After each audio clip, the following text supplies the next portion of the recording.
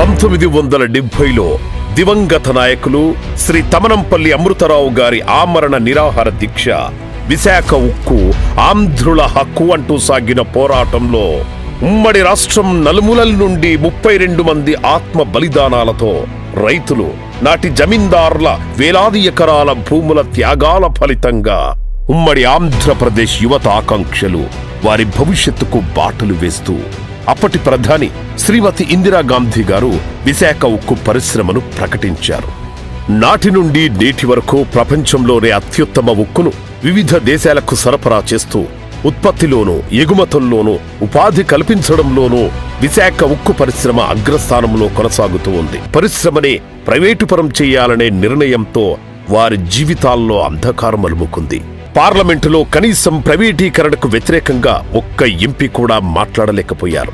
కనీసం ప్లకార్డైనా పట్టుకుని రాష్ట్రం తరపున గొంతెత్తమని జనసేనాని శ్రీ పవన్ కళ్యాణ్ గారు సూచిస్తే కనీసం ప్లకార్డు కూడా పట్టుకోలేని స్థితిలో రాష్ట్ర ఎంపీలు ఉండటం దురదృష్టకరం.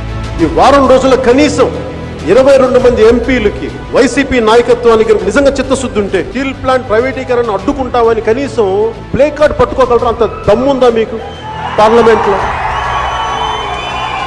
ఇది కూడా చేయలేదు. కార్మిక సంఘాలతో కలిసి ఏ అధికారం లేని జనసేన పార్టీ విశాఖలో ఉక్కు గర్జన నిర్వహించింది.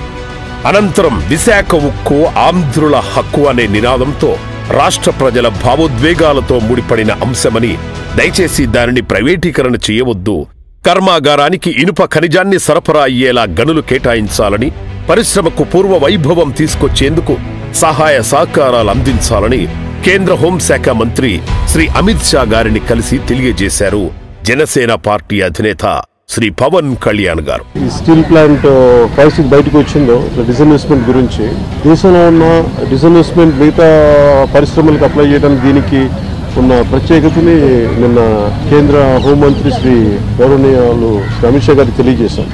అంతేకాకుండా ఉక్కు కార్మికులు చేస్తున్న పోరాటానికి సంఘీభావంగా నిరాహార దీక్ష చేపట్టి వారి తరపున పోరాడేందుకు మేమున్నామంటూ భరోసా అందించారు జనసేనాని.